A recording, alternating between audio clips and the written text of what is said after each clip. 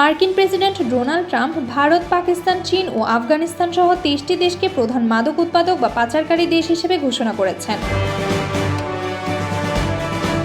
এক presidential ডিটারমিনেশনে Trump জানিয়েছেন, এই দেশগুলো থেকে অবৈধ মাদক ও কাঁচামালের প্রবাহ যুক্তরাষ্ট্রের জনগণদের জন্য বড় ধরনের হুমকি।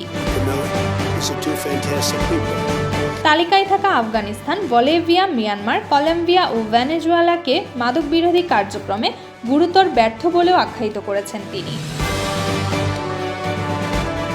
চীনকে দোষারোপ করে ট্রাম্প বলেন, ফ্যান্টানিলের মতো প্রাণঘাতক মাদকের মূল কাঁচামাল চীন থেকেই বিশ্বজুড়ে ছড়াচ্ছে।